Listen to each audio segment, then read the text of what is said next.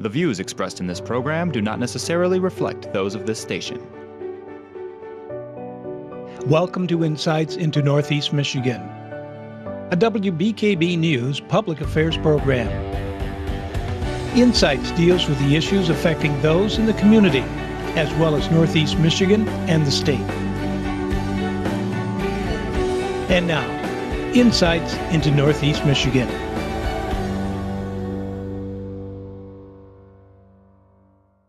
Good morning and welcome to this edition of Insights. I'm joined by ACC Professor of Political Science Tim Kuhnlein. And Tim, let's talk about a little bit of the recent events that's been happening in politics. And one of the most recent things was Attorney General Jeff Sessions being recused from the Russian hacking investigation. So let's talk a little bit about the background behind that. Yes, well, a lot has happened since we last spoke, and so much of it is centered around the paranoia of the nation and as well as the administration within the executive office about who's doing what and why they're doing it. And obviously so much of it comes back to this penultimate question about the hacking and the role of Russians. Jeff Sessions recused himself under a lot of public pressure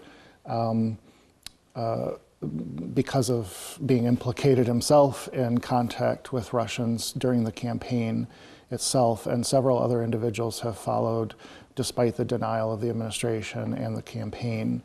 But I think what really tipped this off more than anything over the last couple of weeks is the accusations of wiretapping made by the president himself against the former president.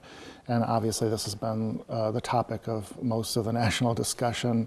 But I think it typifies a larger problem, and that is not only getting to the bottom of this issue about the role of the Russians, and we're seeing some movement in Congress now on this, a congressional committee very much engaged in this, calls for an independent investigation.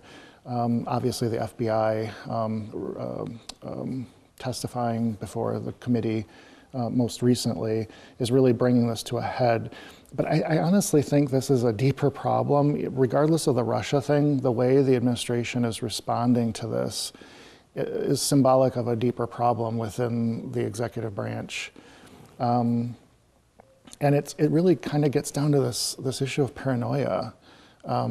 Maybe it's deflection, but either scenario, this isn't looking very pretty overall. I think this paranoia is happening in a lot of different branches of government too. I saw earlier this week, Senator John McCain was talking about Senator Rand Paul, saying he was somehow working for Russia by voting against this NATO bill that was proposed. So kind of this paranoia is all unraveling throughout the government. Well, and it's endemic of just the deceit, the lying, the deception that we're fostering in our public discourse.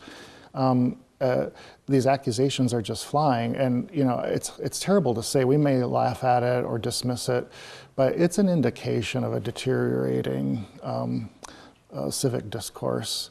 And it is symbolic of something, and I'm afraid it's not only symbolic of something deep-seated about the nature of our system, but where we are probably headed from here if this is the new norm. There's no question that we have a significant bureaucracy. Max Weber, the famous German sociologist, is probably most noted for highlighting this. The larger your society, and the more complex your society, the larger the tendency of the state.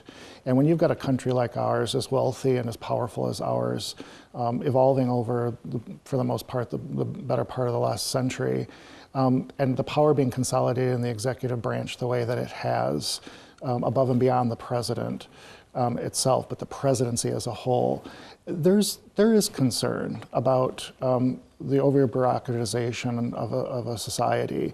But the way in which we're approaching the dialogue about this and feeding the paranoia, the deceit, the outright lying to achieve our goals is really probably not the most constructive way of addressing this issue.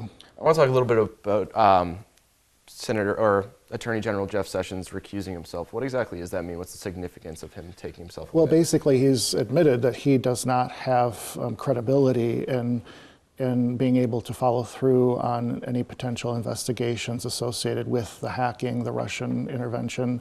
Whether he did that willingly after a lot of public pressure. So it basically removes the Justice Department from the equation, or him in particular. I shouldn't say the whole Justice Department. It'll be left to a subordinate to follow through, depending on what happens. But again, the Justice Department is part of the executive branch, which is the subject of so much scrutiny by the president himself, appropriately so. But then the president himself is subject to the scrutiny. And the real question is congressional oversight. And what this has kind of done is sort of neutered the Department of Justice and its ability to do its job. So now Congress is going to have to step in. There's just way too many politics in this when we ultimately need to determine whether there was some wrongdoing. Again, going back to the sort of paranoia, a lot of this goes back to the conspiracy theories that are put forth in so many respects. Some seem minor, some more significant, but this is just deep-seated in our society right now. There's this concept known as the deep state, where the current administration, particularly going back to Bannon, believe fundamentally that there's something at work here in the executive branch that is trying to undercut the president himself and his team within the White House itself. Is there some potential for this? There very well may be, but at the same time, we know that the administration has made a very clear-cut attempt to deconstruct the administrative state.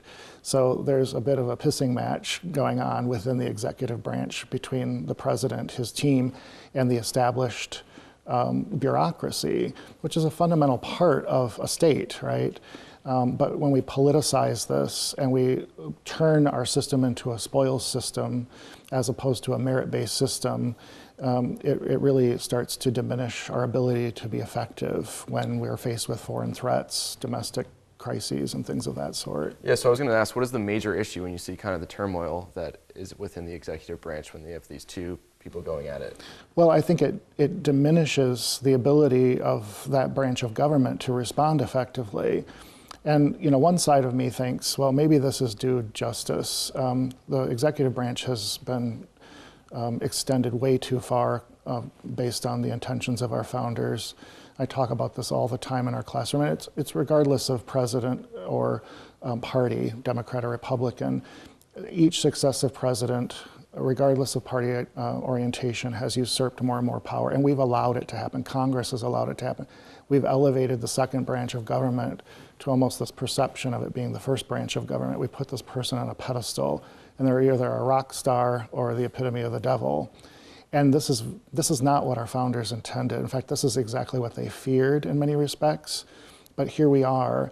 And so the danger of this crisis within the executive branch, granting we may need to curb executive authority, it's delegitimating the institution in many respects, or discrediting it. And maybe that's not such a bad thing in the scheme of things. How we're doing it is shameful, honestly. I mean, this is almost an embarrassment. But ultimately, when you think about presidential power being put back in its place, even though the president himself may want more power relative to the bureaucracy, the whole structure may need to be recalibrated. And it's happening by virtue of what's unfolding. All right, we're going to take a quick break, but continue this conversation. So stay tuned, because there's more insights coming up.